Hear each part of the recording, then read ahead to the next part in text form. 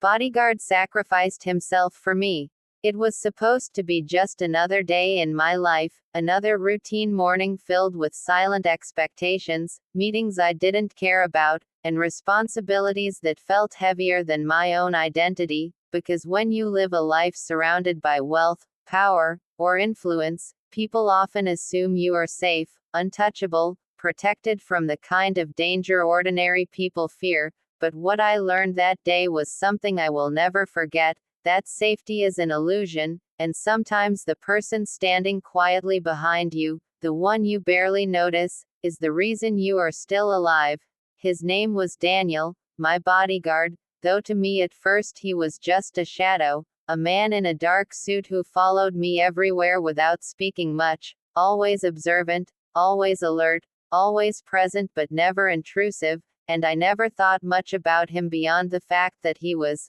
security, a professional hired to do a job, nothing more, nothing less, until the day everything changed and I realized that some people enter your life not to stay in the background, but to become the most important part of your story. It all started when I received threats, anonymous messages that I dismissed as jokes at first, until one night when a suspicious vehicle began following mine through the city streets, and that was when Daniel first stepped out of the shadows and reminded me that danger is real, not theoretical, not distant, but close enough to touch. I remember the way he calmly instructed the driver to change routes, his voice steady, controlled, and unlike mine, completely free of fear, and in that moment I realized he was not just physically strong, but mentally unshakable, someone trained to think when others panic, to act when others freeze, and to protect without hesitation, even if it meant placing himself in harm's way.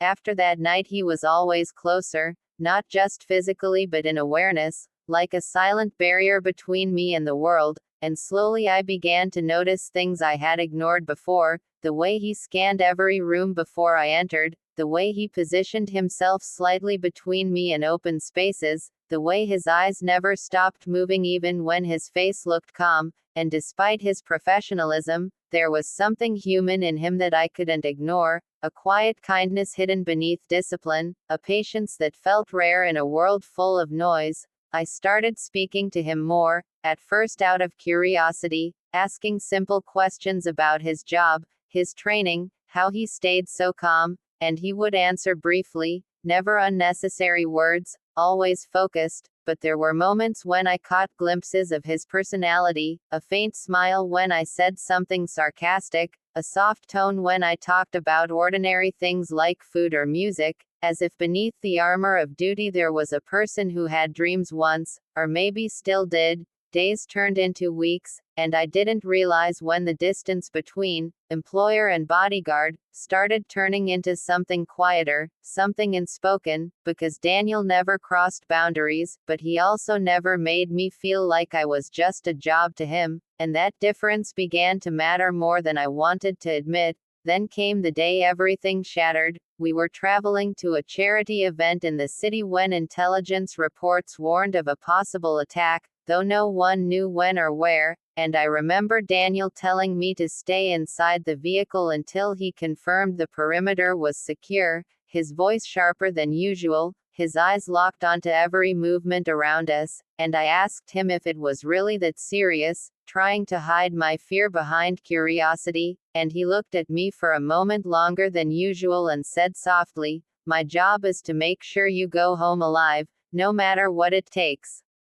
And I didn't understand the weight of those words until minutes later when chaos broke out. The attack came suddenly, violently, as if the world itself had cracked open, people shouting, running, lights flashing, and the sound of something I never want to hear again echoing through the street, and in that moment everything became confusion except Daniel, who moved like instinct itself, pulling me out of the vehicle, guiding me behind cover, his hand firm on my arm but never rough, always controlled, always focused, and I remember the exact moment he looked at me and said, "Stay behind me no matter what," and I didn't realize then that those words were not just instructions, but a promise he intended to fulfill even if it cost him everything. We ran through smoke and shattered glass, the world around us collapsing into chaos, and every time I thought I had lost him, he reappeared, clearing paths, blocking threats, making decisions in seconds that I couldn't even process,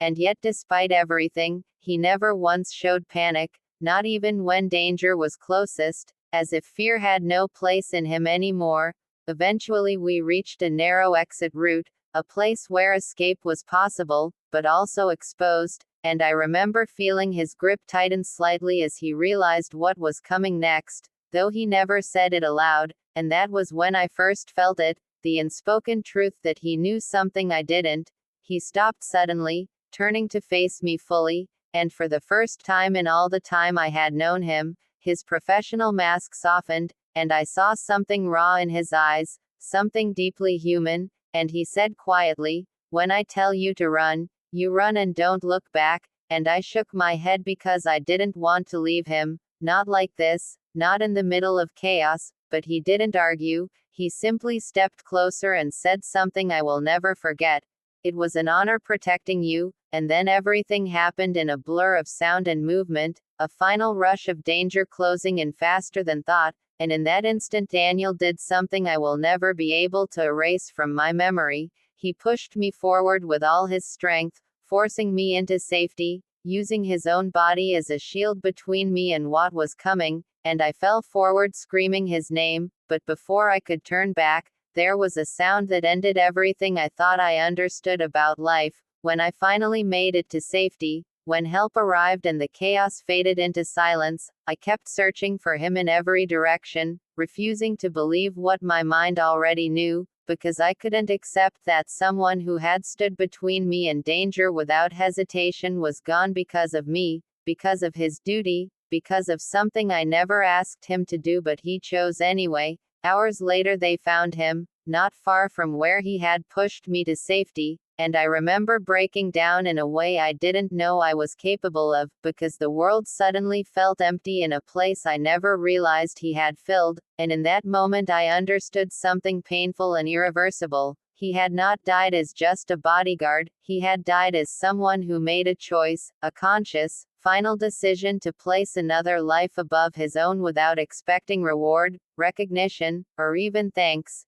Days later I found a letter in his belongings, one that had been sealed but never sent, and in it he wrote words that changed me forever, not because they were dramatic, but because they were simple, honest, and deeply human. He wrote that protecting me had never felt like a job, that somewhere along the way it became something more meaningful, something he couldn't fully explain but never regretted, and that if anything ever happened to him, he hoped I would continue living without guilt, because in his words, a life saved is never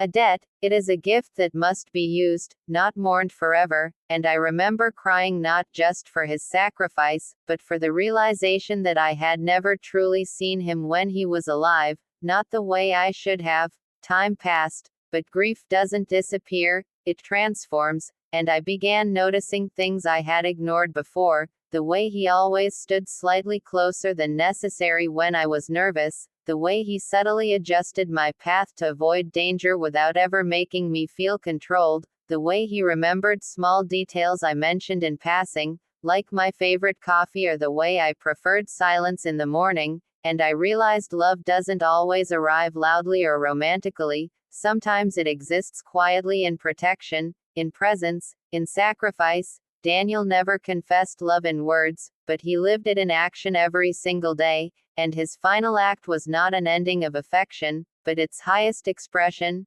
Now when I walk through the same places, I no longer only feel loss, I also feel gratitude, because someone once valued my life enough to give his own for it, and the truth is both the heaviest and most meaningful thing I carry, and maybe that is what real love is in its purest form, not possession, not promises, but the willingness to stand between someone and the world, even if it means you may not walk away. And though he is gone, Daniel is still part of my every step forward, because some people don't just protect your life, they change the meaning of it forever.